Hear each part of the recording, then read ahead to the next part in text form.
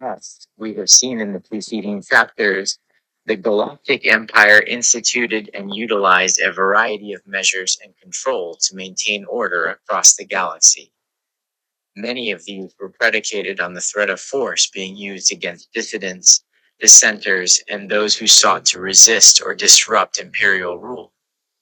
It should come as no surprise, even to those with only the most passing knowledge of our recent past, that the Empire would employ violence to pursue its objectives. This chapter will predominantly focus on those actions undertaken during the period of imperial rule itself. Attacks against the New Republic and the horrors of Operation Cinder will be dealt with in a subsequent chapter. The very fact that such a decision must be made indicates the scale of imperial atrocities and genocides against the people of this galaxy. It is with no small amount of horror that I must also state that it is not possible to cover them all. The way what is important to understand as a foundational starting point is violence was rationalized by the Empire and how it has come to be understood following its defeat. Often, imperial atrocities are considered to have served specific purposes, such as sending a wider message about the inevitable outcome of resistance. There is certainly some truth in this, Alderaan being a potential case in point. But to accept that this was the only real motivation for the Empire's atrocities, massacres, and genocides is to also fundamentally misunderstand how the Empire and Star Wars: The Rise and Fall of the Galactic Empire, Imperial officials used the power they wielded. In all too many cases, episodes of mass killing were carried out not as part of a wider attempt to discourage opposition to the Empire, but simply because imperial officials could order them, particularly in the Outer Rim, without any likelihood of chastisement from Coruscant. Those in command positions in the Empire used violence because they could. Massacres and genocides were both a means to an end, and also a recognized tool to be used as a solution for a multitude of problems. At times, what is striking about the imperial use of violence and the decision-making process leading to genocide was the mundanity of it, the recognition within the system that it was just another instrument to be used. There was often no great overarching plan and no grand objective behind the atrocities that led to huge numbers dying. The Empire often evaluated the utility of the species and populations under its rule, but was seemingly happy to kill both those they found useful and those they found useless, should it be determined necessary, beneficial, or even expedient. Many of us have come to imagine that the reality of imperial genocide was embodied by faceless stormtroopers and blaster rifles. That death was both decided and delivered in close proximity to the victims. But that is not really how it worked. Stormtroopers could be, and often were, violent towards civilians under their control, but they were trained to obey instructions and not go beyond that. That was a key aspect of imperial military conditioning. It was imperial officials on worlds like Coruscant who went to work and gave the orders that committed mass murder. They did it with a data pad or a comlink, and then, at the end of their day, they returned home to their families without giving it a second thought. The Empire and its personnel killed by memo and dispatch, and they did it from office buildings surrounded by their colleagues. Atrocities and genocides, the attention of the Imperial Senate. For the most part, it was necessary for the worst acts of violence to take place beyond the core worlds. Certainly during the earliest years of the Empire, while the state was still strengthening its controls over the galaxy, the Imperial Senate could cause a great many problems if there were to be significant outrage at the use of widespread extrajudicial killings. The Empire's early solution to this was to, where possible, hide its massacres. This could take several forms, for example, having them take place on outer rim worlds remote enough that those in the core essentially did not care, but where their targets near neighbors got the intended message. Alternatively, they could be perpetrated in systems and sectors that had been designated as areas of expansion and annexation, where the imperial fleet was actively operating and could therefore act as legitimizing cover. Even where significant loss of life could not be concealed, the cause of it could be rationalized away through carefully sculpted lies. This was the case with Jadad, where the first test firing of the Death Star's primary weapon was explained away as a mining disaster that had destabilized the moon's crust. What we should take from this is that even before famous examples like Gorman and Alderaan, the Empire was not averse to using violence to either spell out the consequences of resistance or simply to kill large numbers of sentient beings. However, being seen overtly doing so in the earliest days of imperial rule was a problem. In time, the Galactic Civil War would give the Empire an excuse to drop even the minimal facade that existed before Alderaan. But for many years, acts of extreme violence took place largely out of sight of the core worlds. The fact that such acts could not be witnessed, even if they were suspected, made it unlikely that any other imperial subjects would either care about or risk questioning the methods of the state. As with the imperial approach to discrimination, violent repercussions against entire species could be dismissed as the results of breaking the rules. Such a line proved surprisingly and sadly durable even as the worst imperial atrocities began to be made public.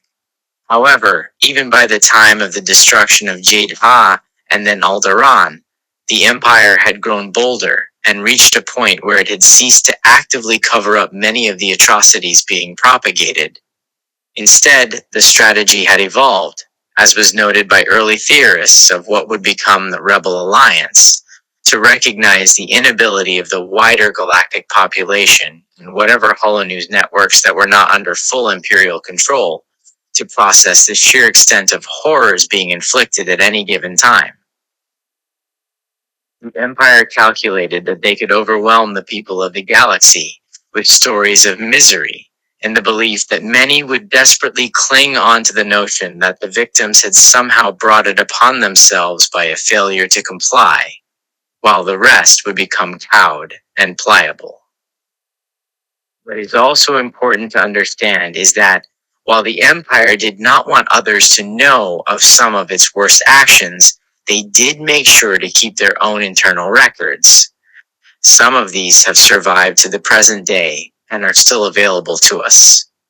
However, the rationale behind the imperial record keeping and what it deemed important enough to preserve reflects its own ideology.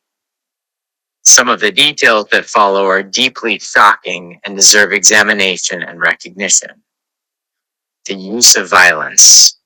As has been noted in previous chapters, the Empire operated on a system of gradual escalation in the face of resistance or possible rebellion. While many of the steps on this process also included violence, the arrest and incarceration of suspected dissidents and their families, for example, there were also levels above these that included the two rebel alliance. Atrocities and genocides, widespread and indiscriminate use of lethal force. There are numerous notable examples of the Empire using violence on civilian populations, but it is useful to highlight those which can be considered as warnings or retributions, and those which were simply a routine, if horrifying, decision taken by imperial officials. The planet Lothal saw several examples of this violence while under imperial rule. Darth Vader ordered a refugee camp, nicknamed Tarkintown, to be burned with no records remaining as to how many refugees were casualties. This was, supposedly, designed to bring the local rebel cell out of hiding, but given Darth Vader's already noted predisposition to violence, there were likely less destructive ways to achieve the same thing. Grand Admiral Thrawn also brought his own Star Destroyer into Lothal's atmosphere and carried out a bombardment of civilian areas to force that same rebel group to surrender. Again, Despite the planet's subsequent liberation, it is unclear how severe the civilian casualties were. The intended audience for both attacks on Lothal were the civilians living and rebels operating in the same system. The Empire had effectively already locked the planet down to avoid the insurrection there spreading, so there was no way that details of the events could spread off-world, either to serve as a threat to others or inspiration for similarly rebellious factions elsewhere. In contrast, following the theft of Imperial payroll on Aldhani, the Empire deployed a Star Destroyer to the system to begin a process of retributory violence against the population, intending to send a wider message to the galaxy. The inhabitants of the world had already been subject to years of Imperial controls designed to suppress and disrupt their way of life. According to reports found within the ISB archives, Imperial forces on the planet were actively involved in the Forcible. This event has been recorded in both Imperial and Lothal archives, and the differences between them are notable. Imperial Archives, section, Lothal, file, reprisal activities. Post-Imperial Lothal Archives, section, Imperial occupation, file, refugee massacre.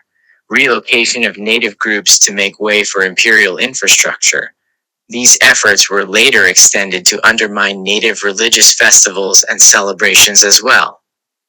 The Imperial investigation into the payroll heist led to the planet Ferrix, where a funeral in one of the cities became an anti-Imperial demonstration, and then subsequently, a riot. In response, Imperial stormtroopers and army personnel opened fire on the crowd, causing mass civilian fatalities. These cases serve as representative examples of activity that was routinely carried out under the Empire on planets across the galaxy, but predominantly beyond the core. What is important to note, however, is that while Lothal, Aldhani, and Ferrix experienced repression, these were predominantly human worlds. The Empire exhibited markedly less restraint in subjugating non-humans. Following the end of the Clone Wars, the newly formed Galactic Empire attempted to secure its position and power in the short term with noted acts of violence.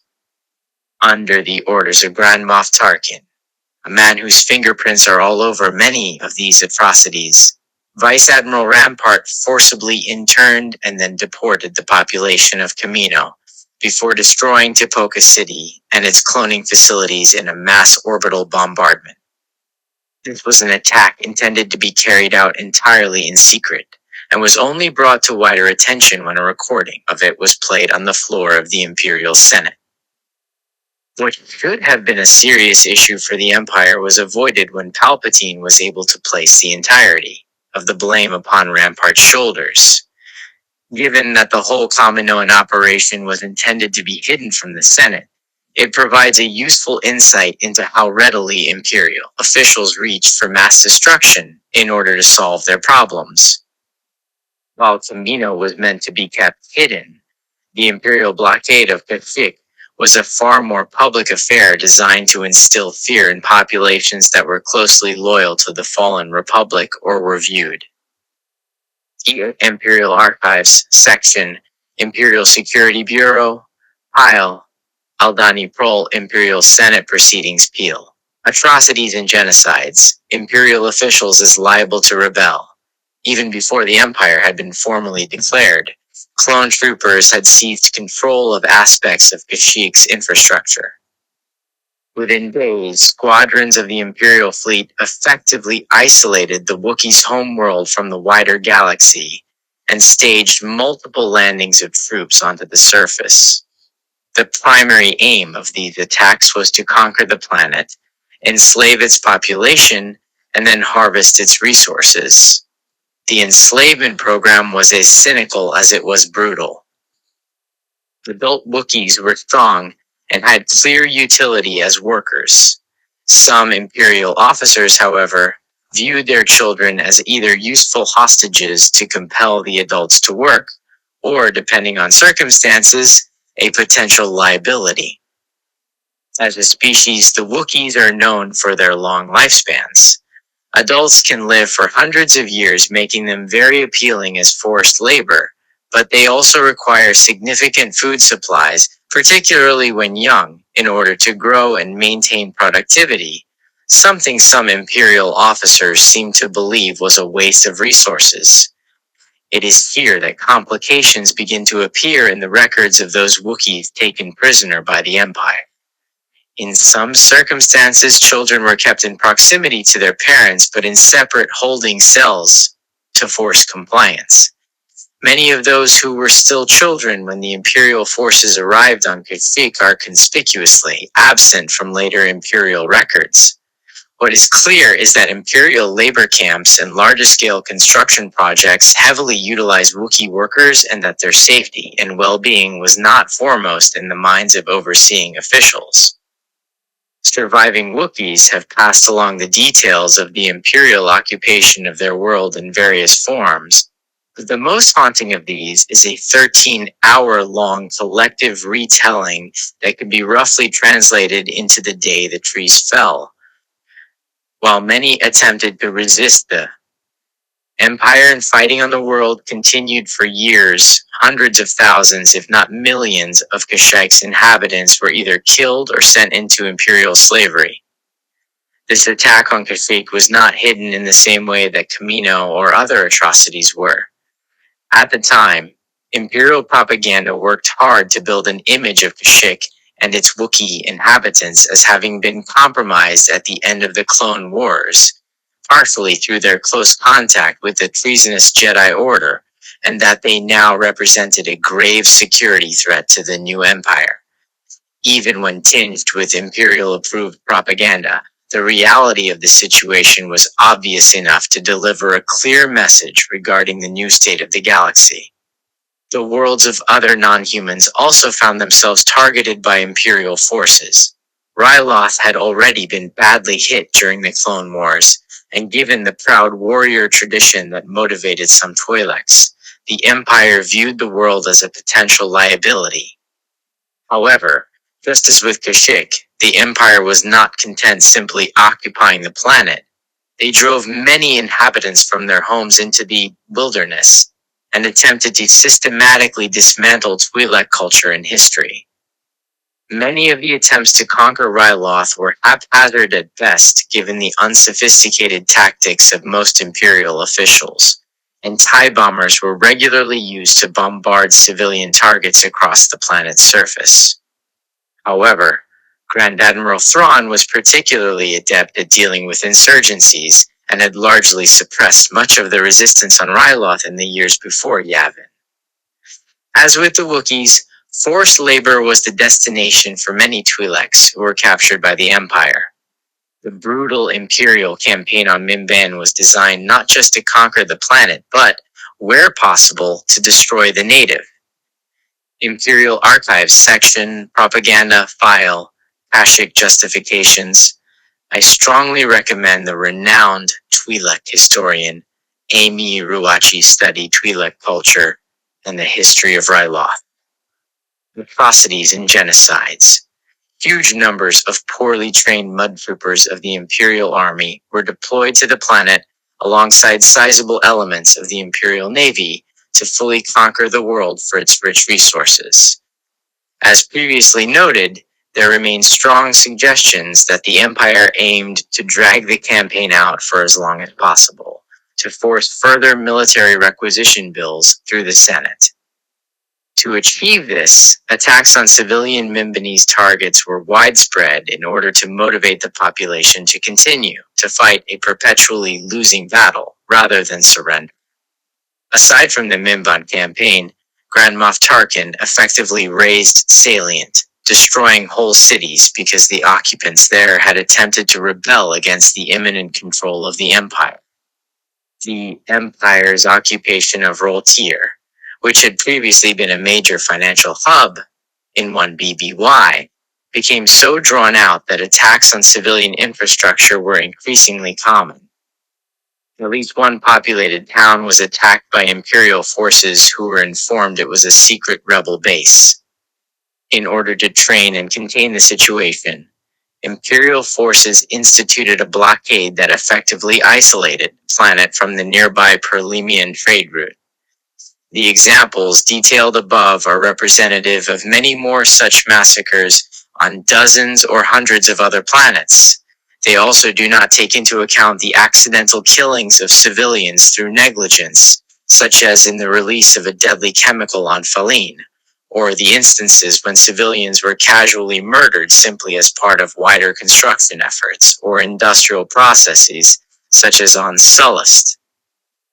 They also do not include examples of extinction by apathy, such as the Bankora, who had inhabited a designated refuge on Coruscant for generations before they were forcibly evicted in 19 BBY by imperial edict for the land to be given over to weapons research teams.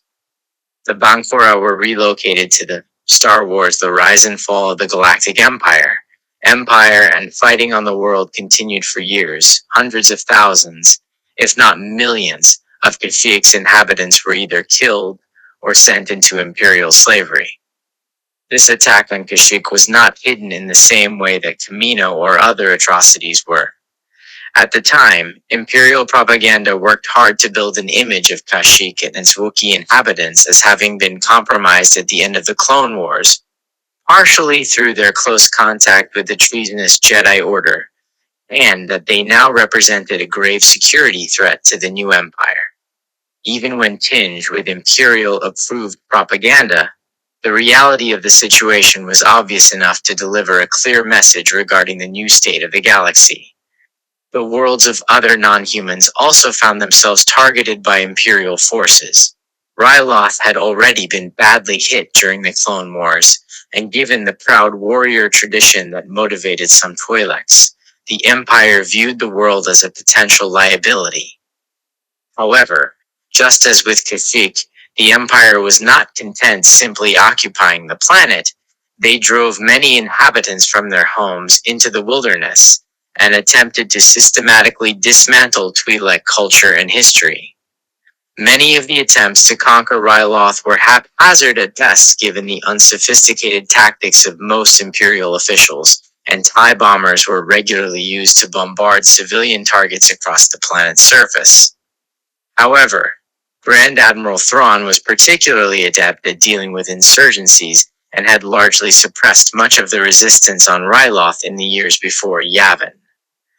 As with the Wookiees, forced labor was the destination for many Twi'leks who were captured by the Empire. The brutal Imperial campaign on Mimban was designed not just to conquer the planet, but, where possible, to destroy the native population.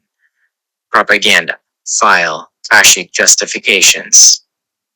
I strongly recommend the renowned Twi'lek historian Ami Ruachi's Twi'lek Culture and the History of Ryloth. Atrocities and genocides. Huge numbers of poorly trained mudtroopers of the Imperial Army were deployed to the planet alongside sizable elements of the Imperial Navy to fully conquer the world for its rich resources. As previously noted, there remain strong suggestions that the Empire aimed to drag the campaign out for as long as possible, to force further military requisition bills through the Senate.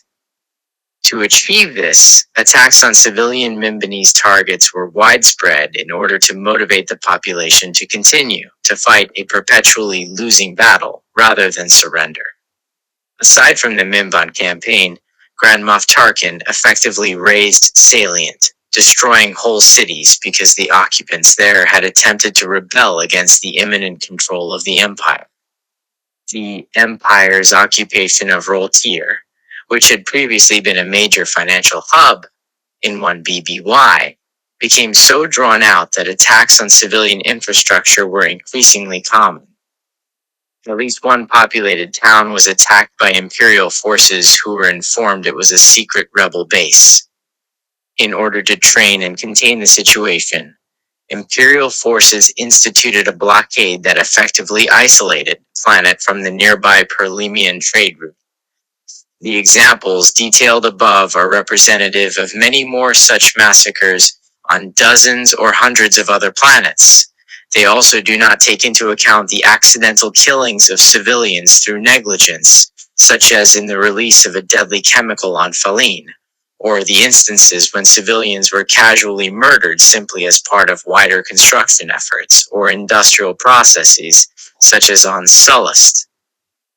They also do not include examples of extinction by apathy, such as the Bencora, who had inhabited a designated refuge on Coruscant for generations before they were forcibly evicted in 19 BBY by imperial edict for the land to be given over to weapons research teams. The Bancora were relocated to the dying world of Parao VI, which had, in passable terms, similarities with their lost homeworld. However, this deportation had grave consequences for the species who slipped into extinction within just a few decades. The planet Bubani had been effectively devastated by its failure to meet seemingly impossible agriculture quotas set by the Empire, a mix of ever-increasing fines and systemic over-farming by imperial officials who had no interest in the planet's population, effectively led to the collapse of all infrastructure on the planet. By 3 BDY, the population had begun to starve in huge numbers, while the Empire cut non-essential travel to the world in order to both prevent undue word from spreading and to trap the occupants there. Like Wobani, the planet Chasmin had also failed to meet their quotas, and a mix of famines and punitive imperial bombardments left the world a ruin. While incidents like these resulted in significant numbers of deaths, they were often underreported and acknowledged, being viewed simply as localized wastage, a necessary outcome of required imperial activity. The idea of violence being a necessity for the empire, either to send a message or because of a distinct lack of imagination from imperial officials, is an important one. The empire routinely used violence to solve its problems, whether that was a stormtrooper shooting into a crowd to stop a thief, or an orbital bombardment being used to subdue a whole world. This regular application of violence to achieve its ends was, as previously mentioned, often designed to both achieve a localized objective and, where publicly known, make an example. But violence desensitizes people over time. The Empire recognized this and found inventive ways to manifest fresh horrors. In the Outer Rim, people already lived their day-to-day lives alongside the symbols and consequences of imperial occupation. When an attack by early aspects of the Rebel Alliance was traced back to the world of Christophsis, the planet was pacified in retribution. The language of this act belies the reality of 3 Imperial Star Destroyers entering orbit above the capital city and opening fire. The purpose of this attack, atrocities and genocides, was to create such a fear in the population, and by proxy in the Senate when it was reported by Grand Moff Tarkin, as to render future resistance inconceivable. It was for this reason that the Star Destroyers began by demolishing the city's hospitals. Closer to the core, examples and understandings of imperial violence were very different, and one of the most shocking episodes of imperial brutality played out on Gorman in 2BB, with the deaths of hundreds, if not thousands, of civilians protesting against the Empire. This attempt to crush dissent may have been a serious miscalculation by the imperial officials who orchestrated it. Rather than terrify the wider civilian population into accepting imperial rule, it showed many with rebel leanings that if even peaceful protest would be greeted with death, then there could be no political solution or compromise. If people were going to die regardless of how they resisted, then it may as well become an armed resistance. This would have, as will be discussed in a forthcoming chapter, dramatic and long-reaching consequences during the Galactic Civil War. Unfortunately, while the events outlined above were shocking and resulted in the deaths of huge numbers of civilians, they were not even the most extreme. examples of how the Empire would treat those it deemed to be problematic or adversarial. Given that violence was often the tool that Empire reached for to solve its issues, genocide was the escalation beyond it.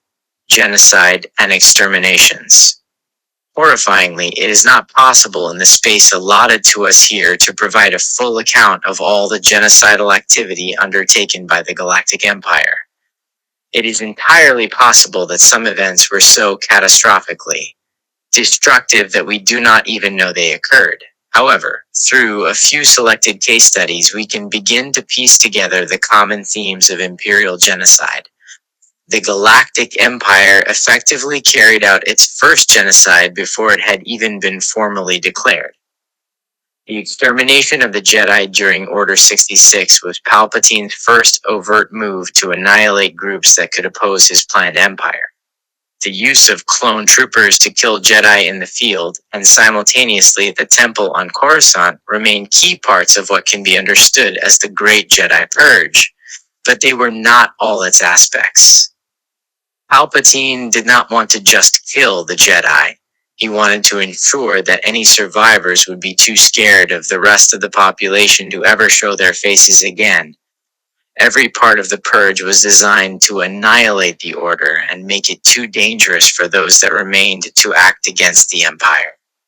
Some of the Jedi hunted down by the Inquisitors had their bodies displayed in public as a warning and a message. As previously discussed, Imperial propaganda hammered home the ways that the Jedi had apparently betrayed the Republic, manipulated the war, and attempted to take over the galaxy. Within just a few short years, the overwhelming majority of Jedi had been exterminated by Imperial forces, with the few survivors driven underground, and presumably terrified by how quickly the galaxy had turned against them. So successful was the Imperial action against them that even now, decades later, there are groups around the galaxy who still act with fearful suspicion at the mention of the Jedi. As with the Jedi, the Empire was all too willing to effectively eradicate those species, and non-humans were often the targets that posed military or political threats. The Lasat had largely avoided involvement in the Clone Wars, but that did not prevent the Empire from noting their warrior traditions and perceiving them as a threat. Details regarding the events that led to the siege of Lasan in 7 BB remain sketchy. Man. Atrocities and genocides. The imperial records appear to have been purged. What appears clear from testimony from survivors like Garzeb Aurelios is that a demonstration on the planet was viewed as the perfect excuse by imperial officials to act. By deploying T7 ion disruptor rifles weapons that caused horrendous damage to organic neural pathways against the population alongside attacks by TIE bombers, the Lasat people were almost completely eradicated. The entirety of the royal family was killed, as were most of their honor guard. Bombing runs on the major population centers immolated countless civilians, many of them left cowering with their loved ones as their homes exploded around them. The species population was reduced to a mere handful, and would have likely become extinct if their original homeworld had not later been rediscovered. The consequences for the Empire in destroying Lasan were relatively small. In response, the Senate banned the production and use of T7 disruptors, but Imperial officials had already been delighted at the outcome of their field test and incorporated the findings into future weapons. Furthermore, the success of the attacks on Lasan provided a blueprint for other Imperial officers. Moff Gideon's forces incorporated them into their attacks on Mandalore during the Night of 1,000 Tears. As with Lasan, TIE bombers dropped huge quantities of explosives, in Mandalore's case, fusion bombs, while ground troops and Imperial droids massacred active combatants. So heavy was the bombardment that parts of the planet's surface were effectively compounded into glass. In an attempt to halt the attack, Mandalorian ruler Bo-Katan Kryza surrendered the planet and her forces to the Empire. Once these Mandalorians had been disarmed, Moff Gideon reneged on the agreement and slaughtered the remaining survivors. Mandalore came to serve as a cautionary tale to other Imperial enemies as the Galactic Civil. Star Wars: The Rise and Fall of the Galactic Empire, war drew to a close. Stories persisted for years that the world had been so badly destroyed that the atmosphere itself was poisonous, and even that the planetary crust had been cracked. It was only a few years after the fall of the Empire that the remaining scattered Mandalorian survivors were able to return to their world, though, given their secrecy, the current status of the planet remains unclear. While with worlds like Laysan and Mandalore it is possible to see and record the methods the Imperial genocide took, not all worlds have been so fortunate. It remains unclear what happened to the population of Geonosis. The world and its population had firmly sided with the Separatists during the Clone Wars, and, as a result, there was little warm feeling toward them as a defeated enemy. However, the extent to which the Geonosians have been eradicated is truly shocking. The world now is little more than a barren husk, utterly empty of life. Imperial records speaking only of a cleansing protocol instituted upon it. Whether traditional or more experimental chemical weapons were used is unknown, though given the burrows and tunnels that lay beneath its surface, I fear the latter is more likely. Regardless of the method, the outcome was the same. The Geonosians are effectively extinct, murdered in such huge numbers that there remain no survivors who can pass on accounts of the events. They died, together, out of sight of a galaxy that had already judged them as enemies. 18.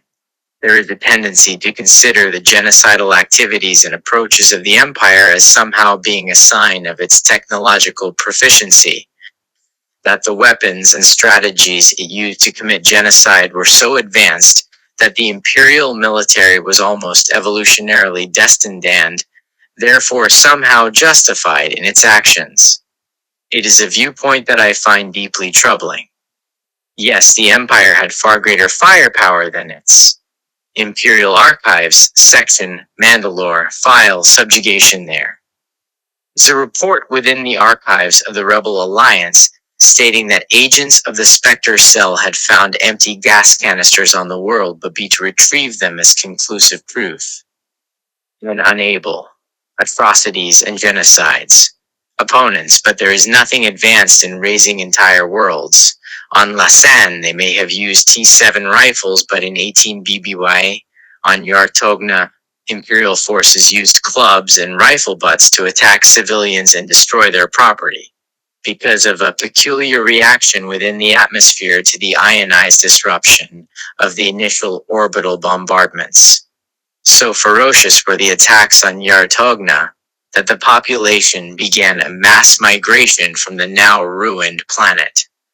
Such an act of cultural genocide has no sophistication to it.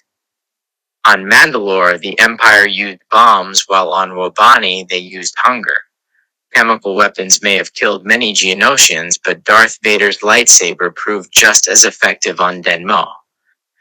The motivation behind all these appalling events was the Imperial principle that mass violence was the simplest solution to almost any problem. Not all the genocides carried out by the Empire were politically motivated. Some were seen as necessary to remove a stubborn opponent, while others had potential as object lessons to other groups around the galaxy. Together, they all show the overwhelming willingness of the Empire to simply eradicate entire planets and populations in order to achieve its aims and objectives. Against a regime willing to stoop to such levels, armed resistance was necessary. Which brings us to Alderaan. There can be few who were alive at the time who do not remember where they were when Alderaan was destroyed. Though I was only a very young child, the shock expressed by my family members is seared into my own memory. The Death Star will be more fully discussed in a forthcoming chapter, but it is important to note that it was not an overnight invention. Palpatine, Tarkin, and other key imperial figures must have recognized that a day would come when the population of the galaxy would begin to strain under the weight of imperial oppression. The Death Star was their solution.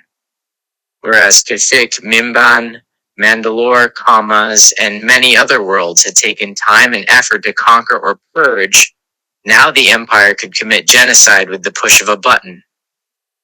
The destruction of Alderaan highlighted for many exactly what Palpatine.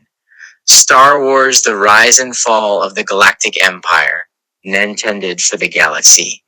The ability to commit murder on such a scale remains almost unfathomable, even in the shadow of the more recent Hazian cataclysm and obliteration of Kijimi. Many Alderaanians did not even realize their lives were in danger before the moment their planet was eradicated. Alderaan was supposedly selected as the Death Star's first full-scale target to compel Princess Leia into revealing the location of the main rebel base. But this is only a partial explanation. The Death Star ceased to be a secret weapon as soon as it entered Alderaanian orbit. It was never going to leave the planet intact. It is therefore highly likely that Tarkin and the Emperor had pre-selected Alderaan because of, rather than in spite of, its inhabitants' pacifism and the way their morality had caused the Empire numerous political problems in the Imperial Senate.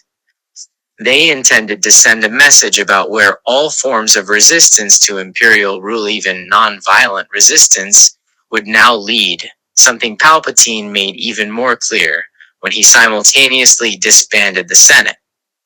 The fact he also authorized the construction of a second battle station tells us all we need to know about his intentions. The Empire killed far more easily than it ever gave life. Death was almost the mortar that held the Empire together. The outcome of this poses serious issues for historians. Lost voices. As has been mentioned before, imperial records relating to many of its activities are fractured and incomplete. We should all be eternally grateful to the dedicated work undertaken by the likes of J0 to 80, the archival droid at the Galactic Museum and Archives on Chandrila, where many of the rarest testimonies and records have been kept and made accessible. Furthermore, survivors and scholars from those species who bore the brunt of imperial genocides and kept the stories and facts alive have made a tremendous service to the galaxy. The victims remain the best. Atrocities and genocides, people to transmit and translate their own experiences, and I urge readers to look for the works of figures like Priam Kassel, Phug Twam, and Frolokwa for invaluable insight as to how Twi'leks, Sulistans, Bothans, and other cultures have recorded the history of their own experiences. Even here, there can be difficulty. Planet Boss was subjected to repeated large-scale orbital bombardments from the Imperial fleet in 3 BBY. The damage to their world is effectively irreparable, and the survivors were kept under a form of ongoing quarantine. In response, these survivors have disremembered the Galactic Imperia grave insult in their society. They refuse to acknowledge the imperial state ever even existed. These are a species who have purposefully turned their backs on the perpetrators of attempted genocide, and their silence should be respected. What the surviving imperial archives tell us, however, is truly horrifying in its own way. The Empire apparently kept extensive details and reports of every crime undertaken by those in its service. Every stormtrooper takedown, every corrupt bribe, every war crime, and every genocide.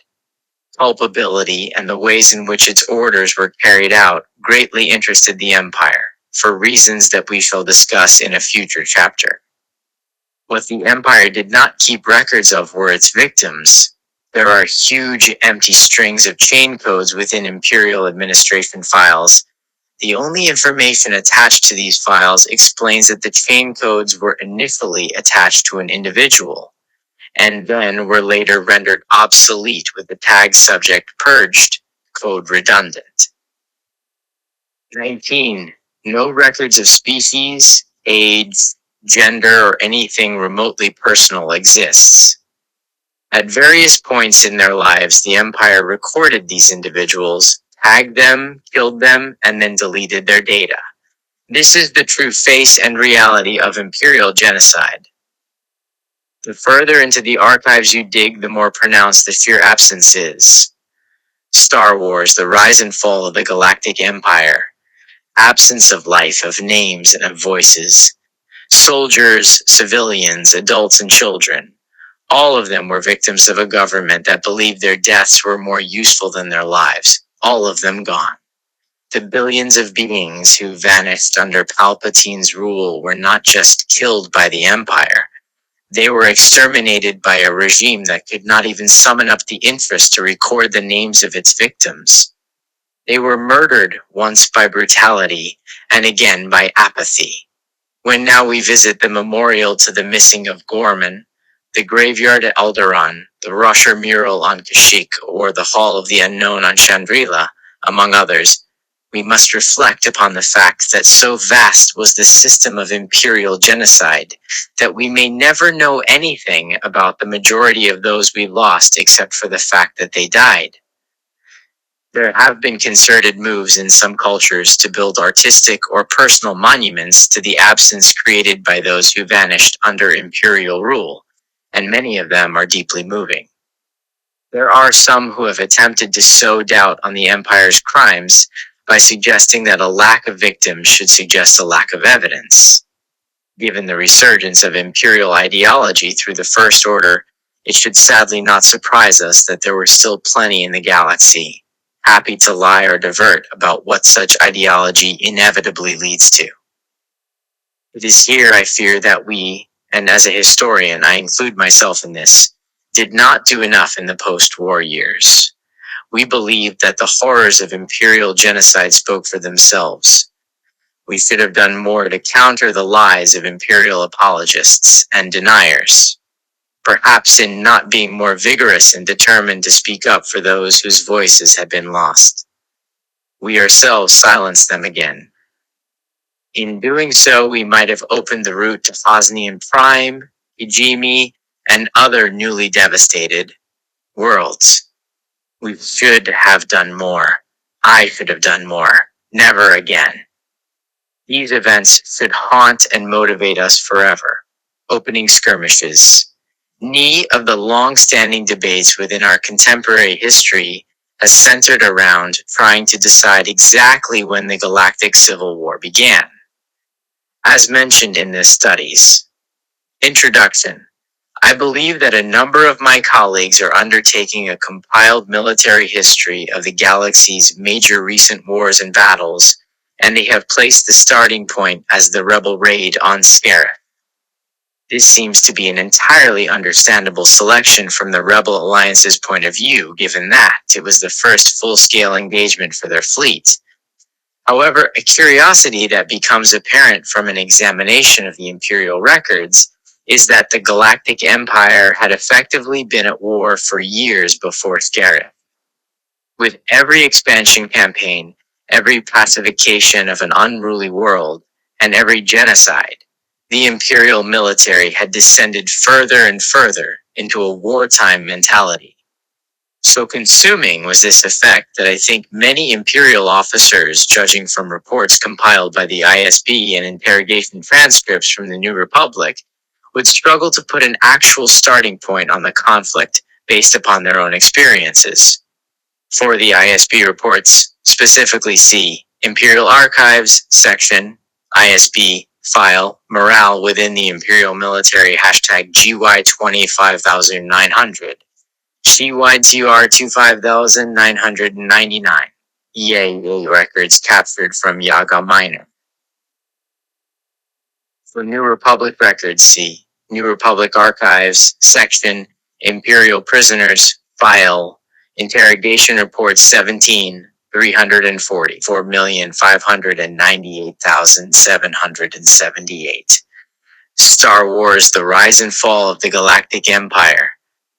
The fact that the imperial military had been waging a variety of smaller wars and military actions even before Scarif provided a mix of benefits and drawbacks. Though many of the Empire's existing tactics and strategies would have to be reconsidered to deal with the Rebel Alliance, as has already been discussed and will be revisited in a forthcoming chapter, the military was relatively well trained in the all-round basics of waging war. Many fleet captains, TIE pilots, and stormtroopers had seen some form of action across the galaxy, which would provide useful combat experience. This was not necessarily true for the soldiers of what would become the Rebel Alliance. While many had either served in the Clone Wars or taken part in insurgency campaigns, there were also those who joined for ideological reasons but never seen combat. These members would need to be trained, and the rebels had precious little facilities or time in which to undertake such training. This meant that in some crucial ways, the Empire was starting from a higher level of readiness than the Rebel Alliance. However, this was not without issues for the Imperials because there is only so long that a military force can maintain its edge amid a state of perpetual combat readiness. The rebels had to operate in near constant vigilance for fear of Imperial discovery, but the Empire had to continuously operate at peak military efficiency. As we will see in later chapters, as the war developed, this proved to be an ongoing problem for the Empire as fatigue, disillusionment, and low morale began to set in. Therefore, while we can see the benefits of Imperial military domination early in the conflict and before the full outbreak of war at Scarif, such a state of being was not without a cost. As previously discussed, the underlying military training within the Empire could be fairly haphazard when actually put to the test by an insurgency that eschewed the larger pitched battles that defined the Clone Wars. Every skirmish or encounter with a rebel enemy that the Empire won became a justification for the continuation of the military status quo, whereas every setback, clumsy operation, or defeat that should have been a learning opportunity instead presented a problem to a military institution. Opening skirmishes was not renowned for its flexibility or adaptability.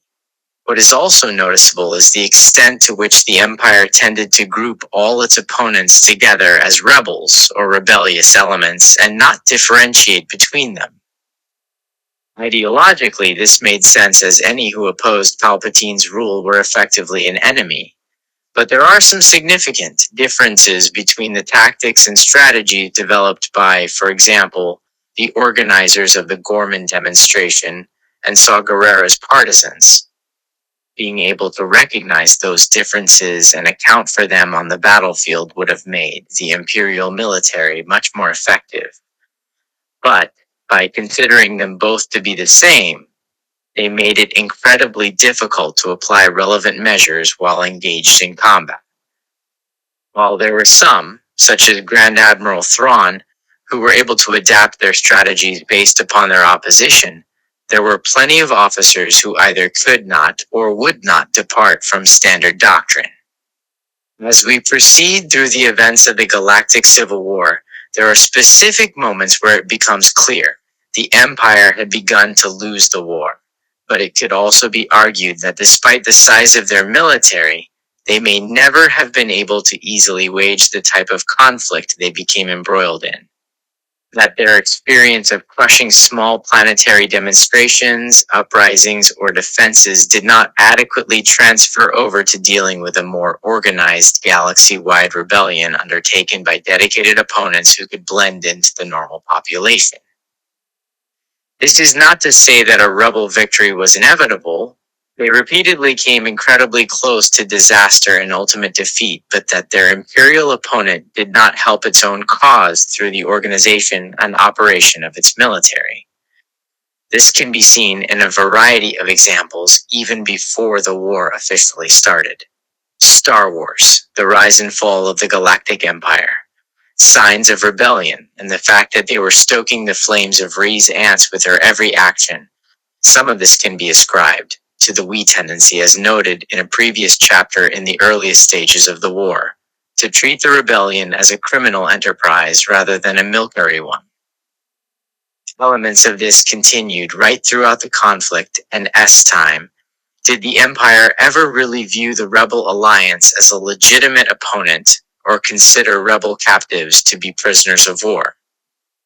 This would also cause problems down the line for the Empire, as will be discussed shortly, but it also helps us to frame and understand some of their actions before the formal outbreak of war, as might be expected from a state that, for much of its history, is concerned with constantly expanding borders. The Empire's military tended to think in terms of planetary systems rather than a wider scale. The very concept of a galaxy-wide rebel effort was often seen as a ludicrous one. In fairness, it was not until Mon Mothma's denunciation of the Emperor and her subsequent call to rebellion that the most organized threads of the alliance came together. However, in undertaking the research for this work, it becomes increasingly clear that the widely accepted official history of the Rebel Alliance has some notable gaps in it that cannot easily be accounted for and are likely worthy of further study on their own terms. Imperial records make reference to a shadowy organizer known as Axis who, they eventually came to believe, was coordinating rebel activities scattered across the galaxy. Despite this, there is no substantive record within Rebel Alliance files as to who exactly this figure was and what role they had within the organization. The EAE is only through pulling together material from other sources, such as an abandoned data file recovered from a camp previously operated by Saw Gerrera, that we can suggest that the real identity of Axis may have been a man called Lothan Rail, but information on him is opening skirmishes, incredibly sparse. Regardless, if, as the Empire believed, such a figure was operating within the earliest framework of the Rebel Alliance, it took them an awfully long time to realize it. Even when considering some of the Empire's most long-standing military commitments, such as at Ryloth, Kashyyyk, or Minbanthir, appears to have been a noticeable blind spot within the military as to the possibility that seemingly isolated forces might be exchanging intelligence and supplies, either directly or through third-party intermediaries such as Axis.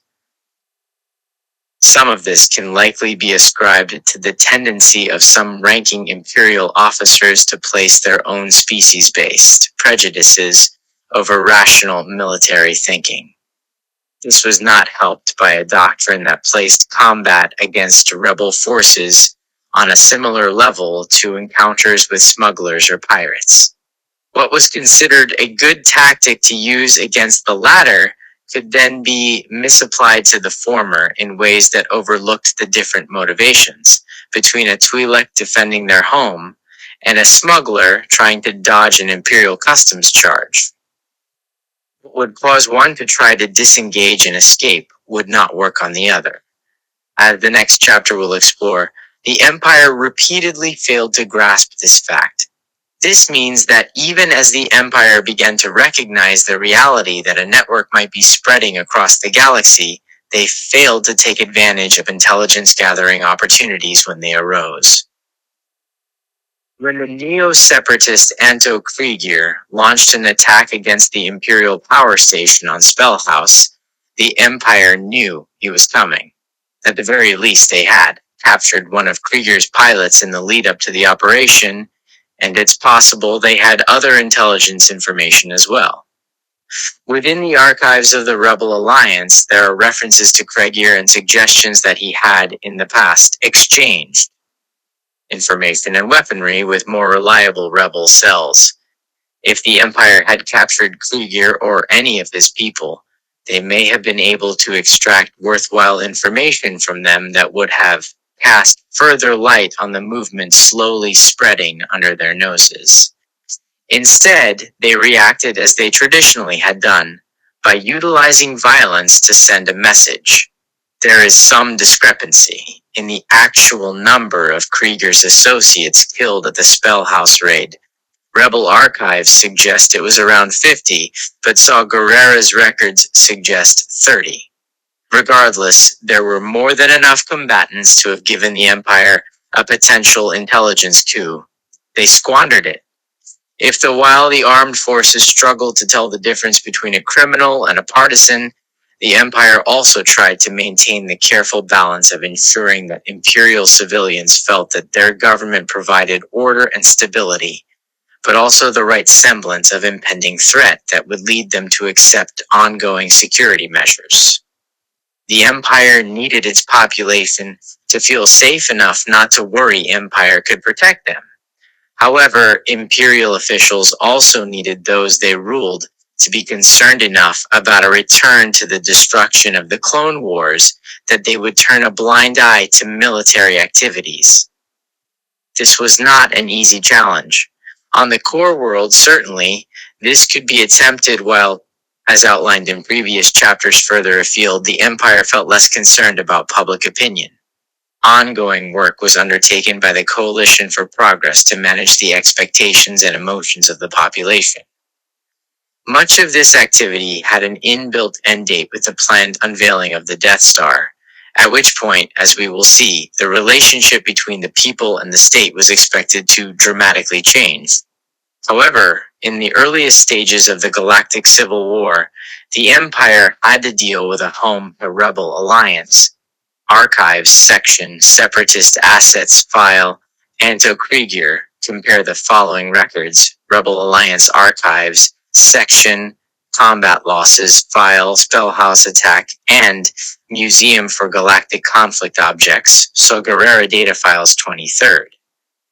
Opening skirmishes. Front that the Rebel Alliance did not. This might lead to the expectation that as the Empire looked to manage its responsibilities and the Rebel Alliance tried to muster its strength, both sides would seek to avoid an early or unnecessary escalation. However, this assumption would be an error, forcing the issue. In the outer rim system of Dizon, there is a moon named Dizon Frey. It was inhabited by a sentient species known as the Dizonites. Full physiological details of this species no longer appear in Imperial records, but there are references to them being a semi-amphibious species who existed in the moon's primary sea and spent most of their time in or beneath the water. Again, little is now known of their customs or their civilization except for the fact that they communicated through a form of sonar-based singing and that these songs could be heard from even hundreds of kilometers away. Around 8 years before the Battle of Yavin, the Empire planned to place a refueling station on the moon, possibly to assist with bringing resources from the borderlands for delivery to the Death Star's construction site.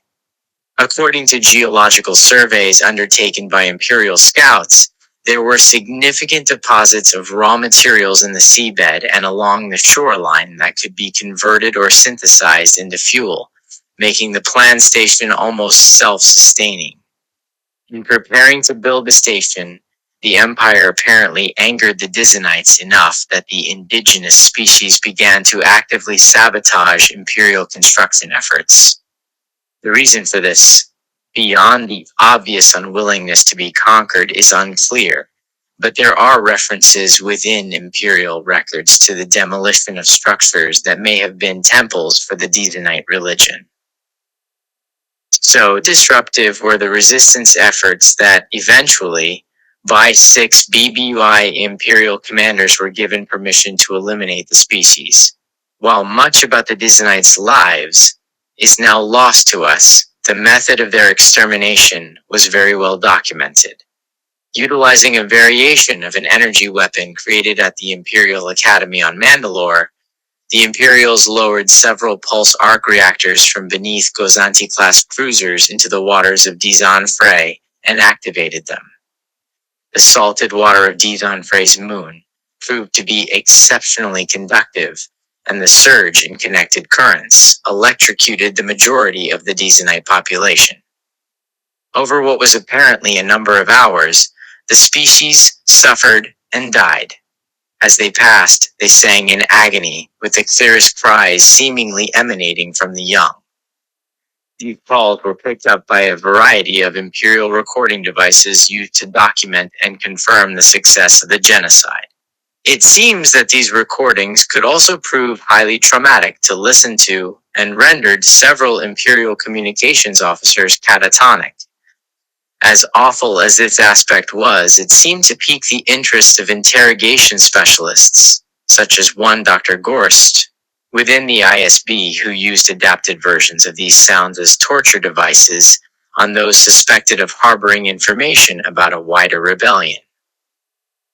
As previous chapters have shown, the sheer extent of the Empire's awful crimes would easily fill a work like this many times over. The point of retelling this particular horror is that it indicates, firstly, both the planned and casual nature of imperial brutality against their enemies, and also the extent to which they miscalculated its effect on their opponents. The Empire wanted its opponents to know that violence, death, and torture were all that would greet them if they resisted. However, it then completely failed to understand that there might be different effects on those who took the message on board. Imperial officials seemed to believe that, given the violence they were capable of inflicting on entire systems and species, and the suffering they could, opening skirmishes, also then impose onto individuals through torture and interrogation, that their enemies would flee and disband in fear. Some within the rebel movement undoubtedly did exactly that. But there were plenty of others who saw this behavior from the Empire and realized that no negotiation would ever be possible, and as capture would result in, at best, horrendous torture followed by a death sentence, it was better to die fighting. Additionally, they also recognized that the Empire's barbarism would not simply plateau over time. Things would only get worse, and therefore its true face had to be dragged into the light as quickly as possible for others to see.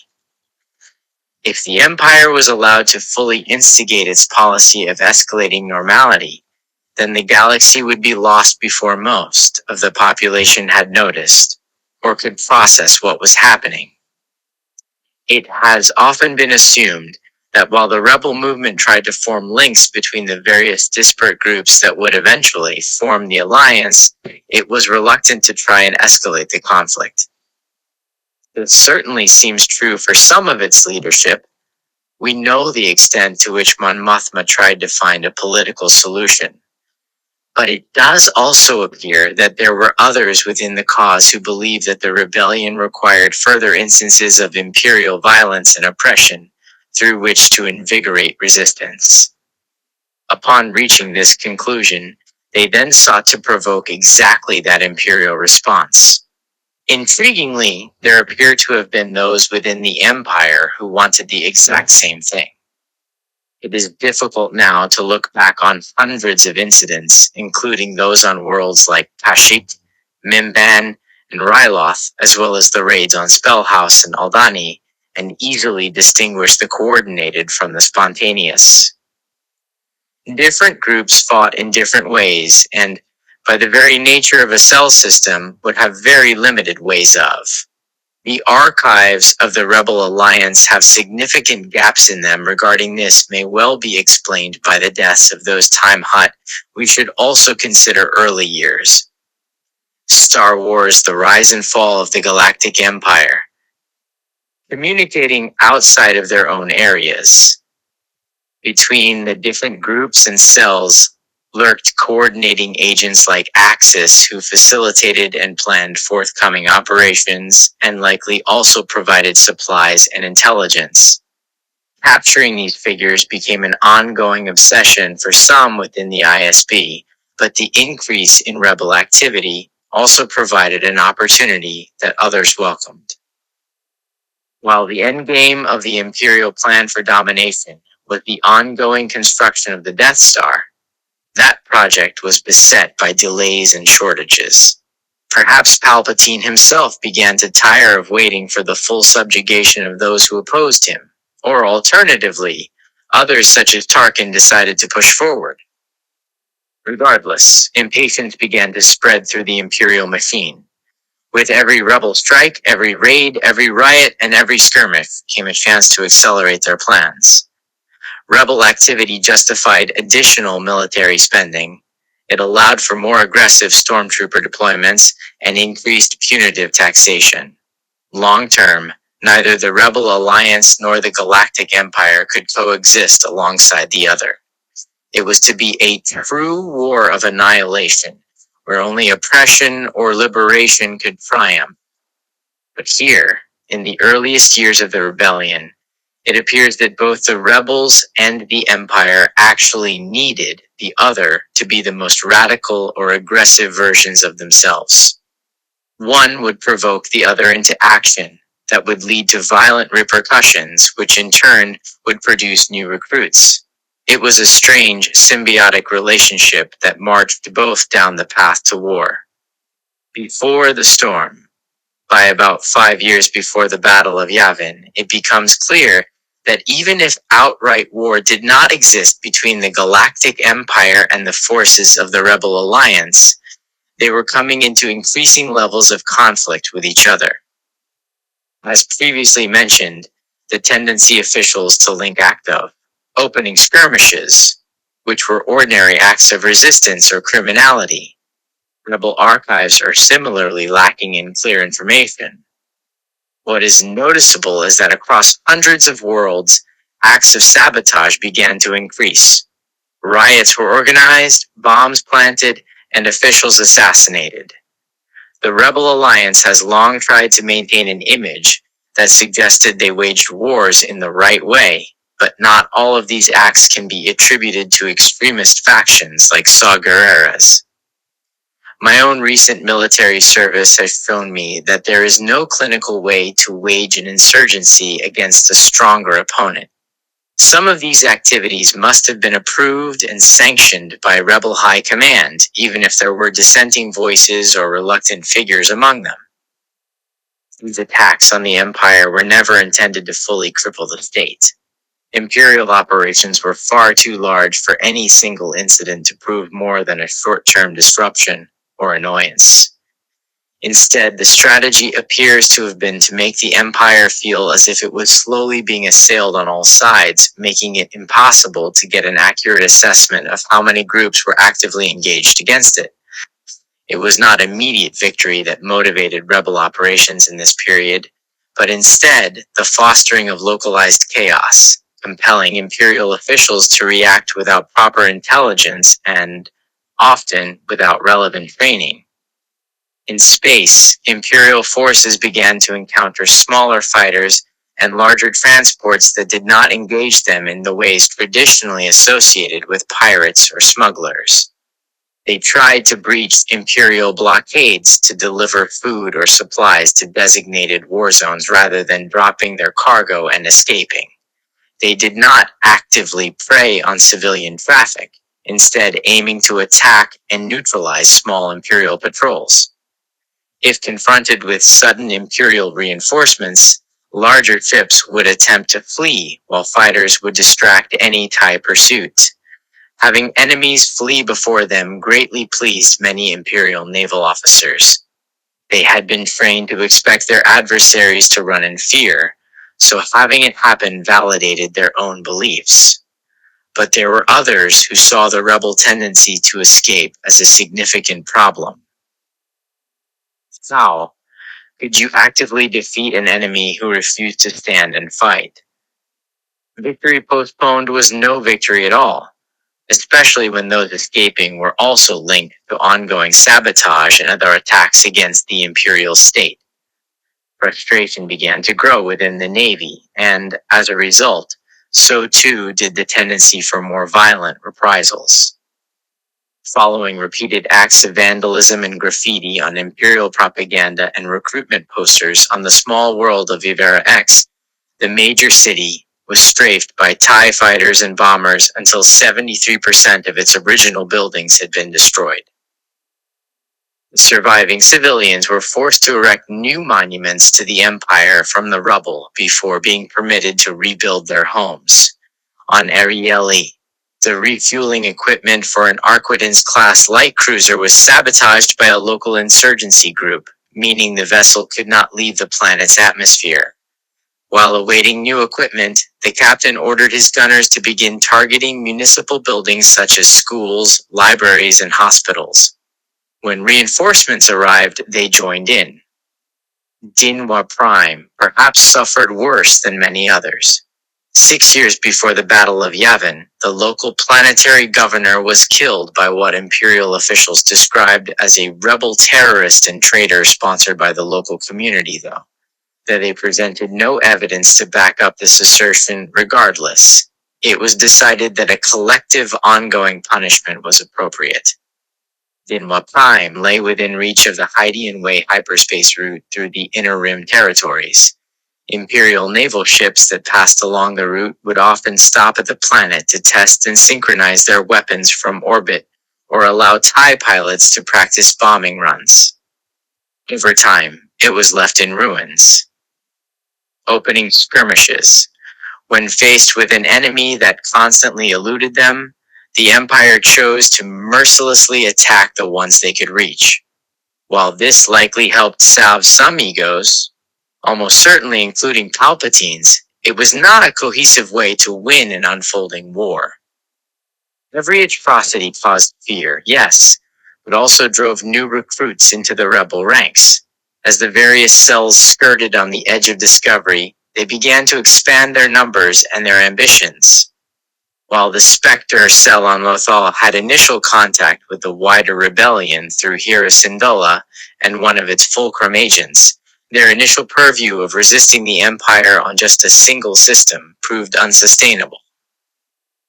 As further Imperial forces were committed to combating them, they were inexorably dragged into the wider conflict, and their sphere of influence and responsibility began to grow. Other cells likely went through a similar pathway where the encroachment of the Empire resulted in them forming stronger bonds with the centralized rebellion. While the Rebel Alliance tried to rally its strength, they were largely unaware that time was not on their side.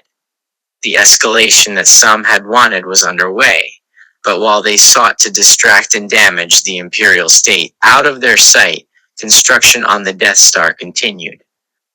When completed and unleashed, it would dramatically change the strategic picture. But, as we will see, work on the battle station was not running smoothly, and there were competing voices and visions within the Joint Chiefs of how best to utilize it. While Director Krennic forged ahead with his project, other Imperial officers, particularly in the Navy, would have to begin reconsidering how best to use the tools at hand. Fleet and Starfighter Tactics. While we will deal with the Death Star in much greater detail in the next chapter, the very desire to construct it in the first place raises some interesting and important questions about the rest of the Imperial military. Primarily, what was the Death Star designed to do that the vast Imperial fleet could not already accomplish? The Empire had spent years churning out Star Destroyers in huge numbers and at great expense, alongside TIE fighters in almost untold quantities. Was all this firepower really not enough? Yes, the Death Star could destroy a planet with a single blast, but, as we have already seen, bombardment from orbit was more than capable of devastating cities and populations. The residents of Kamas and Dinwa Prime were just as dead as those on Alderaan would soon be. What did it matter how it was achieved? Obviously, there was a degree of theatricality to the Death Star's abilities and the sheer size of it that was designed to quell all resistance. But there might also have been an underlying concern within the Imperial military, a body that often split into rival factions about whether or not the fleet was actually being used properly or fit for purpose. Having emerged as the primary galactic power from the Clone Wars and undertaken an ambitious expansion of its armed forces, the Empire had both secured the power of the Imperial Navy. and also, in a strange twist, almost driven it to the point of obsolescence. So thoroughly was the separatist cause dismantled that, in many ways, the masses of Star destroyers that rolled out of the shipyards at Kuwait, Karelia, Fondor, and dozens of other installations had no obvious peer enemy to combat. While they could be, and regularly were, used to subjugate worlds or undertake orbital bombardments, they existed as a weapons platform designed to solve a problem that did not exist. Stripped of the requirement to enter dedicated ship-to-ship combat, at least until later in the Galactic Civil War, the Imperial Star Destroyer's sole purpose appears to have become just to exist in a menacing way. While they could deliver troops or fighters to different worlds around the Empire, so too could a variety of smaller and less expensive vessels. For something that was so crew-intensive and required regular resupply, it is not always clear exactly what the Navy Star Destroyers were supposed to be doing on a day-to-day basis.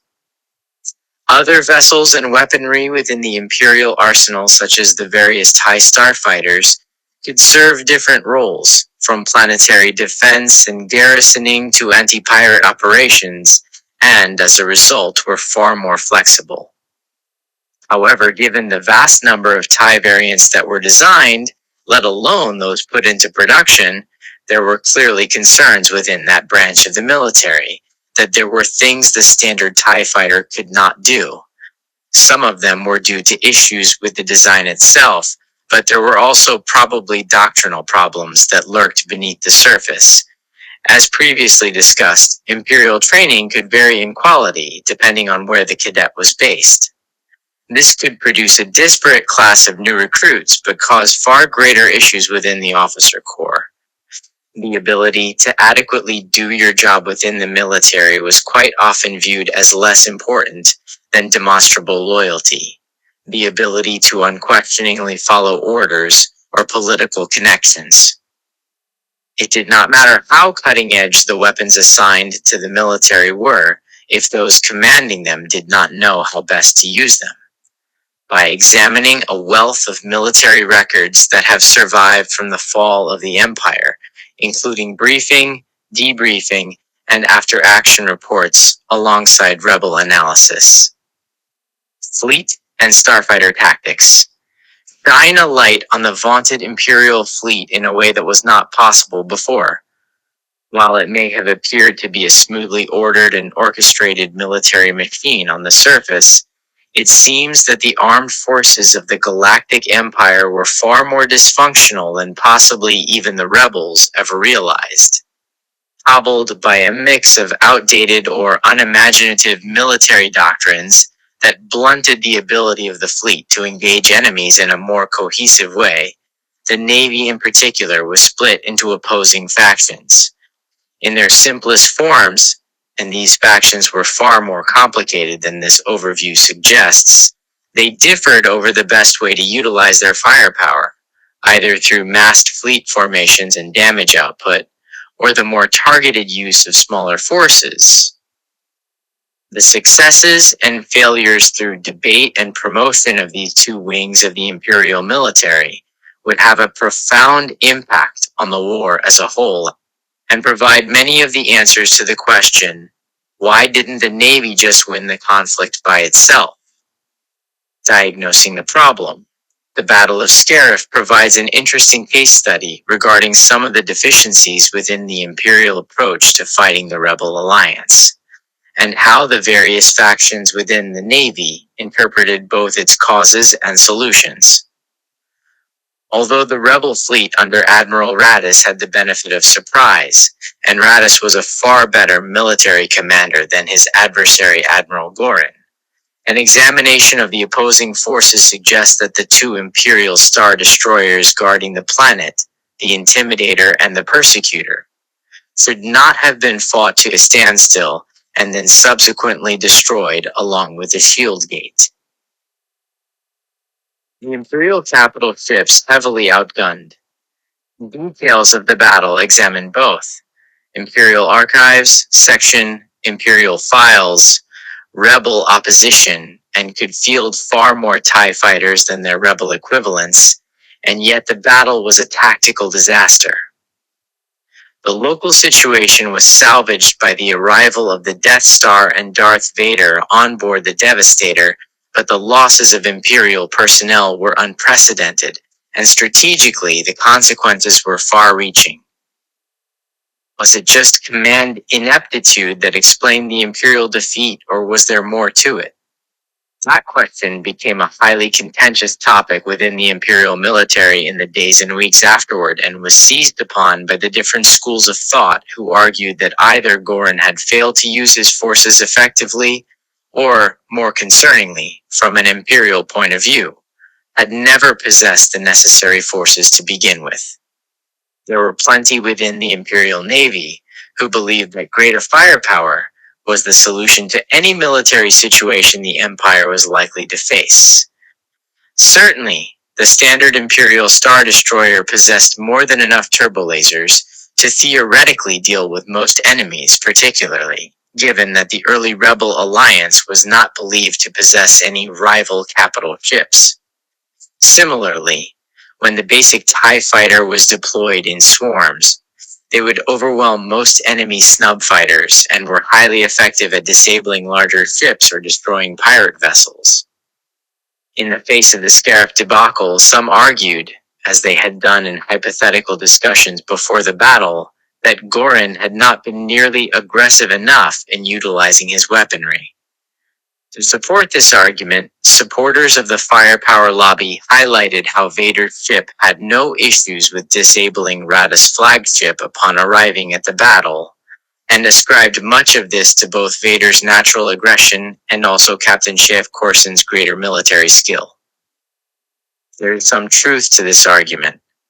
Gorin had allowed his attacks to be spread across the Rebel fleet without ever really concentrating his weaponry.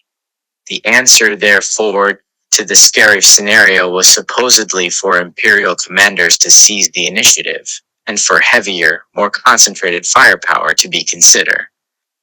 New Imperial II-class and Superstar destroyers being designed by KDY would showcase. But this was not a viewpoint entirely shared within the fleet. Others, particularly those who had served within the recently lost 7th Fleet under Grand Admiral Thrawn, maintained that be more aggressive was not an actual strategy. They feared that by embarking down some form of turbo-laser-based arms race, the Imperial Navy ran the risk of exacerbating existing problems. While the guns of Gorin's Intimidator should have been powerful enough to breach the profundity fields, as Vader's Devastator did, they repeatedly proved incapable of adequately combating the Rebel starfighter force. The cannons were far too slow in tracking the faster-moving targets, and while they did succeed in destroying some, it appears to have been based more on luck than any technical proficiency. Admittedly, dealing with enemy fighters was supposed to be the job of the Imperial TIEs, so why did they also fail?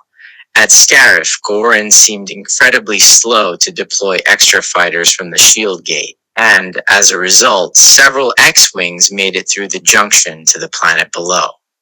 Across the rest of the battle, TIEs struggled to fully overwhelm the Rebel ships despite their far greater numbers. Critics argued that there were serious issues both with the TIE fighter design and the ways in which they were used that hindered the Imperial war effort. The standard TIE was designed to be fast, maneuverable, and with an impressive rate of fire. However, it was also designed to be cheaply mass-produced. The interior of most TIEs was often depressurized during battle. Pilots were forced to wear fully enclosed flight suits, and the ships possessed no shielding. This rather reflects the tension in the Empire's military between cost-effectiveness. Star Wars: The Rise and Fall of the Galactic Empire, and capability. While the standard TIE fighter maintained the same rough specifications throughout its lifespan, the Empire did explore different variants. The TIE Interceptor was notably faster and better armed than its predecessor, and was developed to try and combat the faster ships of the nascent Rebel Alliance. Similarly, The TIE bomber traded speed for payload capacity and stronger hull armor. However, none of these new vessels succeeded in solving the most serious problem in the TIE line: pilot survivability. When combining available information for pilots who graduated in the top 5% of their classes at Corita, Skystrike Academy, and the Royal Imperial Academy during the first year of the Galactic Civil War, the results were stark. Just under 72% of those pilots were killed in action within 2 years of graduating. Even these estimates are slightly skewed by the pilots' varying number of missions and dangers inherent with being assigned to tours with Titan or Scythe squadrons.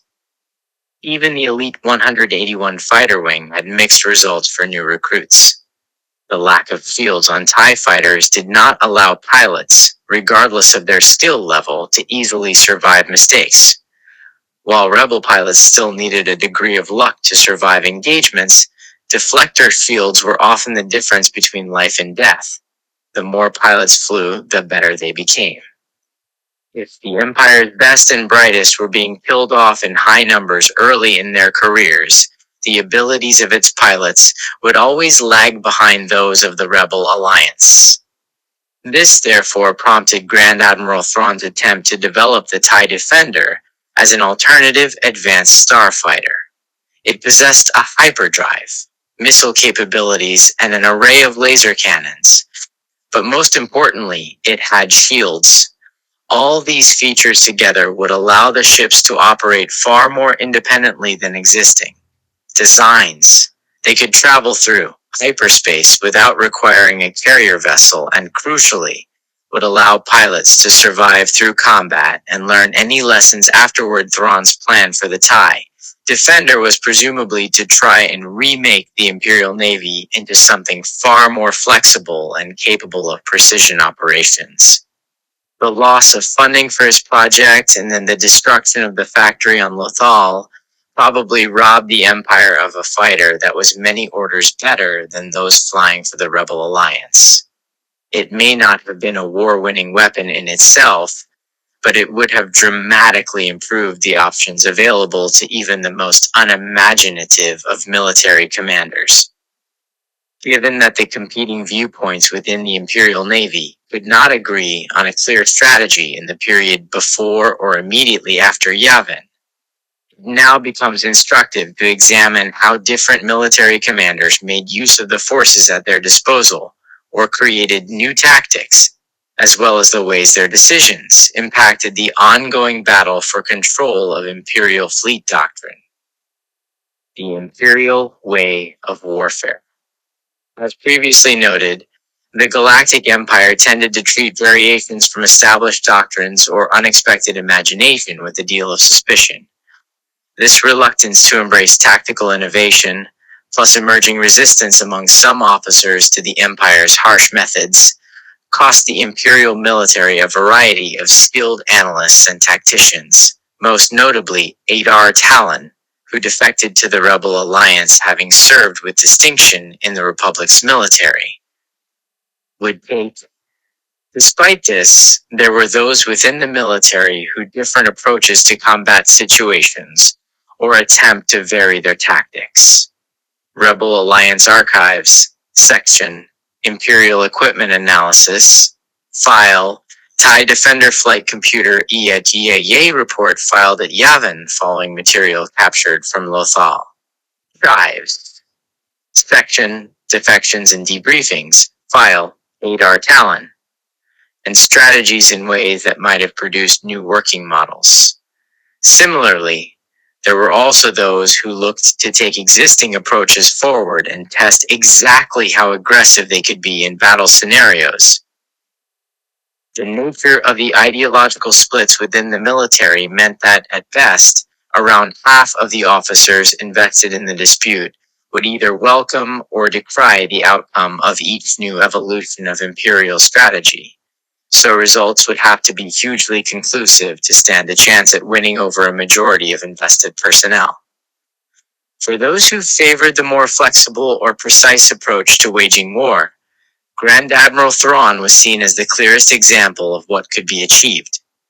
However, a study of Thrawn's approach perhaps requires a bit more nuance and analysis than was certainly the case within the Imperial Navy and in many studies since.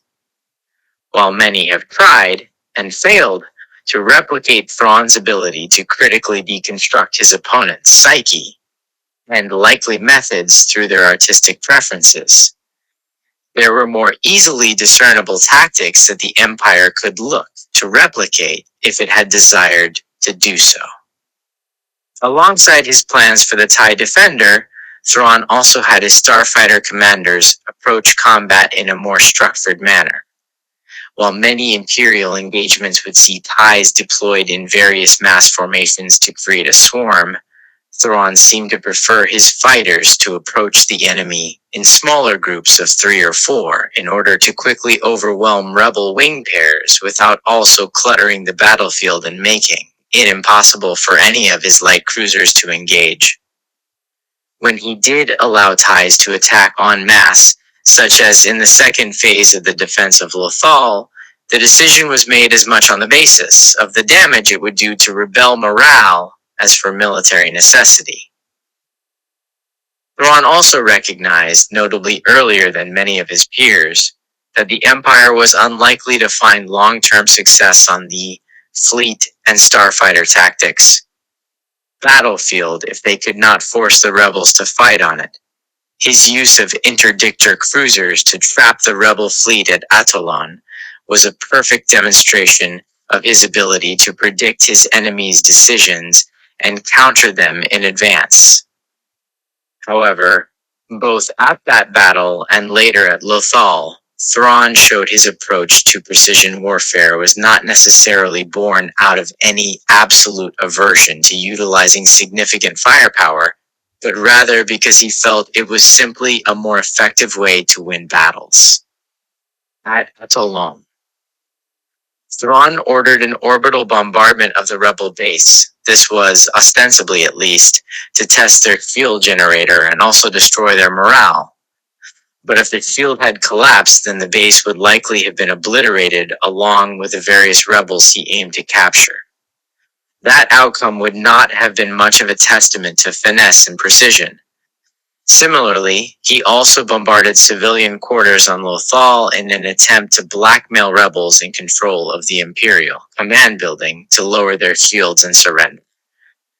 Thrawn was not unwilling to revert to brute force if he judged the situation to warrant it. He simply saw more value in other approaches. Thrawn was also not, for all the reputational gloss he has apparently gained since the Galactic Civil War and the events that followed, immune from making bad decisions.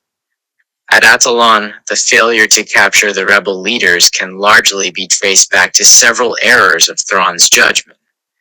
While information about an intervention staged by a creature known only as the Bendu is scarce, and even given my own research into the realities of the Force seems highly improbable, whatever role it actually played in the battle does not overcome the poor staffing choices Thrawn himself made.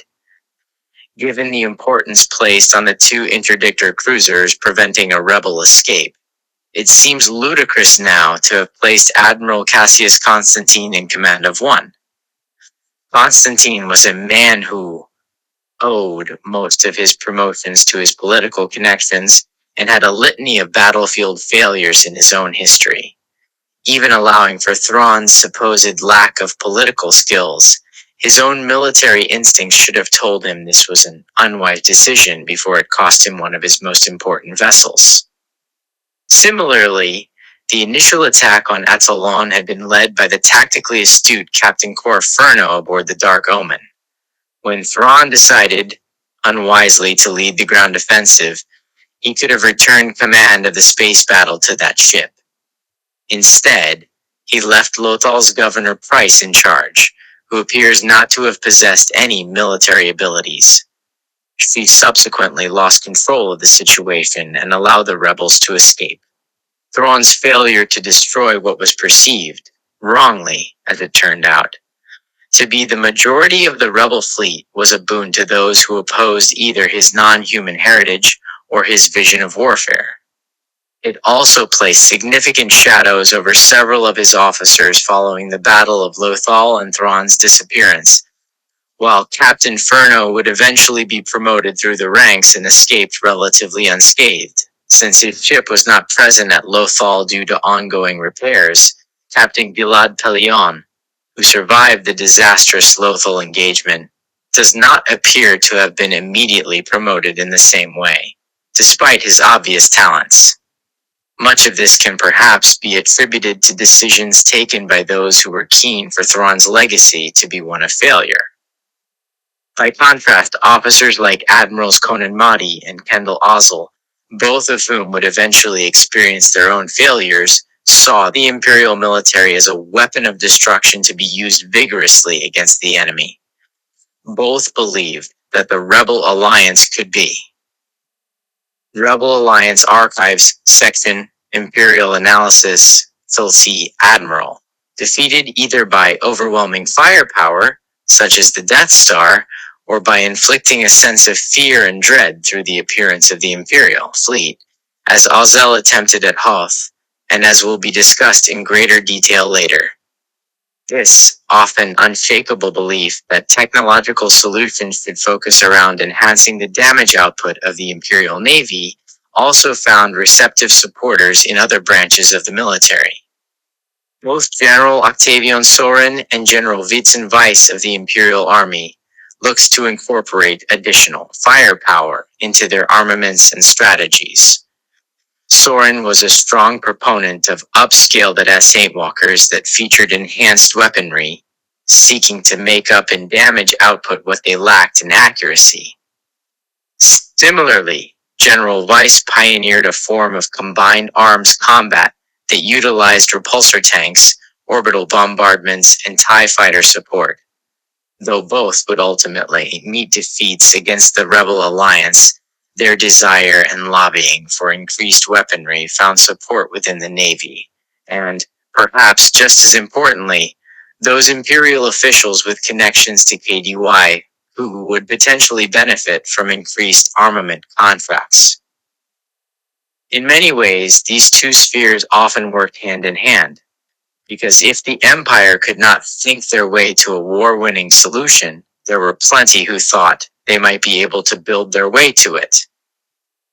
Alternative solutions. While the construction of the Death Star was an ongoing concern and essentially intended to be the final word of both imperial industrial output and military doctrine, it was not the only attempt the Empire made to come up with adaptable solutions that would serve there. 12 Imperial Archives Section Imperial Army, File General Sorin A. TC Design. Purposes. As previously mentioned, Grand Admiral Thrawn's TIE Defender program could, if it had been allowed to succeed, have produced a formidable weapon. While acknowledging that there were plenty within the military happy to see it, and Thrawn fail, the very fact it was under production at all is a sign that the Empire was not close-minded to new weaponry. It does, however, raise questions about why the Empire designated funding in the directions that it did. The artificial gravity well technology that allowed interdictor cruisers to prevent ships escaping into hyperspace was both incredibly complicated and expensive. It took the Rebel Alliance years to gather up enough different parts to even begin the reverse engineering process. However, despite the cost, surely a ship that prevented the rebels from escaping was worth greater investment. Interestingly, there are record fragments within the Imperial Archives that suggest the Navy undertook repeated tests, involving a series of highly expensive tracking beacons, to detect ships moving into and out of hyperspace. This would presumably have been of interest to those designing the interdictor's sensor arrays, but there is no record within that project of the outcome of these hyperspace tracking tests being incorporated at all.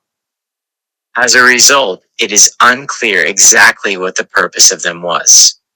Regardless, by the end of the war, the Empire had according to admittedly incomplete records, constructed maybe only a few dozen interdictors.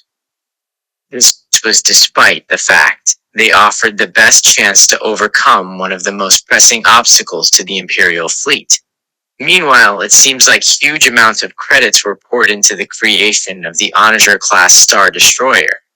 This was a ship that was seemingly under design at the end of the Clone Wars, and the Empire persevered with it. Design schematics show that a huge cannon was designed to fire directly down the fleet and starfighter tactics. Length of the vessel in order to destroy enemy blockades and key command ships. Rebel Alliance records suggest that few of them ever saw service in the war, though it's possible that their technological developments were later incorporated into the fleets of the First and Final Orders. Regardless of the ship's negligible impact, it seems that the Empire spent more money and resources on developing the Onager than they ever spent on producing further interdictors. The belief that extreme firepower could solve all problems repeatedly hobbled alternative Imperial production efforts, as a newer and bigger gun was always just around the corner. As a result, the Imperial military, and specifically the fleet, was perpetually caught between competing ideological factions within itself, while also being driven in directions that were not necessarily advantageous by those who would profit from their KDY affiliations. For many frustrated Imperial commanders, the only silver lining to this situation was the fact that, soon enough, it would be rendered a moot point. For those who backed increased firepower, the Death Star was seen as the tool that would not simply solve the war, but also guarantee rule over the galaxy. For those who wished the Empire to spend its resources more carefully, it was seen as an inevitability that would have to be lived with. While Tarkin was clearly invested in the project he would soon take control of, it is more accurate to say that he believed the threat of firepower and destruction was far more advantageous than the ongoing use of it. As it turned out, the reality of the Death Star was to have far-reaching implications on the entire Imperial war effort. The Tarkin Doctrine and the Death Star. Key Death Star project cast its shadow over the early years of the Empire, the course of the Galactic Civil War, and, indeed, this study so far. In many ways, the declaration of the Death Star reaching full operational status, its use on Alderaan, and then destruction at Yavin, split the timeline of the Empire in two. Before this point, all the efforts, resources, and energies of the state were deployed in making the battle station a reality. Afterward, the Empire was left to try and construct a new short-term strategy to combat the Rebel Alliance while Palpatine insisted on a new and improved design, to be constructed at Endor. Virtually all who played a major role with First Death Star were either killed or changed by the experience. While Darth Vader and General Tai survived, for a while at least, the disaster, the likes of Admiral Motti, Director Orson Krennic, and, most crucially, Grand Moff Tarkin perished. The vacuum left by those figures, Tarkin especially, and the destroyed Death Star, warped almost every aspect of the Imperial military and significant parts of the Imperial state infrastructure. Never had the Empire suffered such a grievous defeat, nor had the shortcomings of its military and propaganda wings been left so exposed. The destruction of the Death Star was, in many ways, the first sign of the Empire's eventual collapse. However, to truly understand why this was the case, it is necessary to explore, analyze, and reconsider much that we previously knew. Star Wars. The rise and fall of the Galactic Empire. About the Death Star project.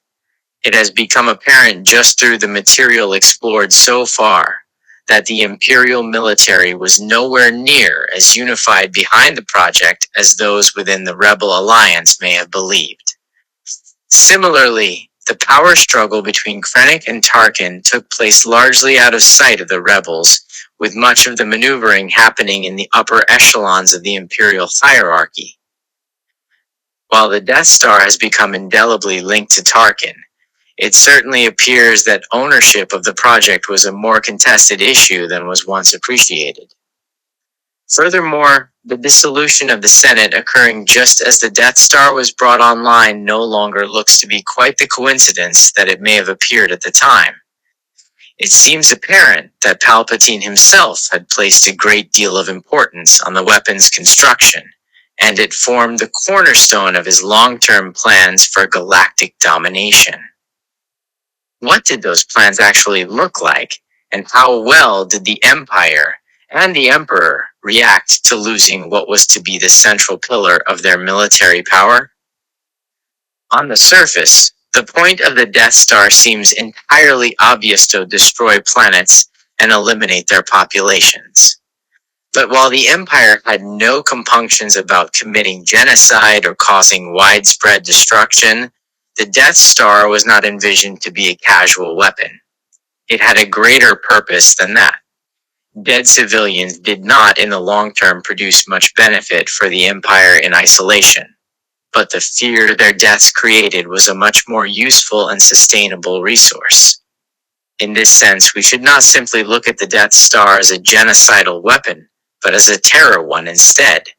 Its construction and use were the final step in a political strategy shared by both Emperor Palpatine and Grand Moff Tarkin, and in fact pioneered by the latter. This strategy had informed virtually every major decision and project undertaken by the Empire in the first 19 years of its existence. It was collectively known as the Tarkin Doctrine, and while it resulted in untold death and suffering across the galaxy even before Alderaan, it may also have cost the Empire the war. The Tarkin Doctrine and the Death Star through fear of force. While Grand Moff Wilhuff Tarkin was the primary driving force behind the strategic doctrine that would bear his name, he was not its sole creator. In many ways, the entire history of the Galactic Empire had led up to this point, while, as we have seen, there is ample evidence to show just how comfortable the Empire in general, and Tarkin in particular, was with killing large numbers of civilians if the need arose. There is also something else lurking in the evidence that we have examined so far. Almost all aspects of the Imperial infrastructure, every unspoken rule that civilians acquiesce to, every initiative brought about by concerned parents, every understanding of the law, every blind eye that was turned, helped confirm a single truism that the Empire was slowly coming to recognize.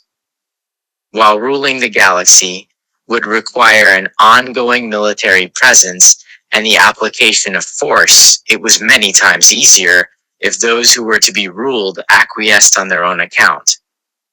If the population of the galaxy could be brought to accept and conform to what the Empire wanted without imperial authorities having to actually impose upon them, then a great deal of effort, expense, and risk could be removed from proceedings. It was this acknowledgement that laid the foundations for what would become known as the Tarkin Doctrine. Yes, the Emperor wanted to rule the galaxy, and presumably to do so in as cruel and oppressive a manner as possible. But Tarkin realized that there were multiple routes to achieving that objective. Tarkin argued, seemingly directly to the Emperor, that while force was a necessary motivator for the civilian population, and often a solution to some of the problems that the Empire would face, it was not a universal option. This may have itself been Star Wars: The Rise and Fall of the Galactic Empire. Reflection of Tarkin holding concerns about the ability of the Imperial fleet to fully exercise what was required of it, without exacerbating problems by either bungling operations or provoking stiffer resistance than expected. When relying upon force itself, there was always the risk that it would instill rebellion rather than compliance, or backfire because of the decisions of those in command. The fear of that force, however, was a much more powerful motivator. In the minds of those who the empire wished to rule, the death that could rain down on them in a worst-case scenario was always total. The orders flawlessly executed by those who were both ruthless and competent. By weaponizing people's fears, the empire never ran the risk of coming up short in practice. This is not to say that, to quote Tarkin, ruling through fear of force rather than force itself was a flawless method. The very existence of an emerging rebel alliance indicated that the threat of imperial retribution was not enough to make all forms of opposition dissipate, regardless of what the emperor or other senior imperial figures may have desired. If the spirit of defiance within those groups was to be truly crushed, it would require more than just a few extra star destroyers or a larger imperial garrison on each planet.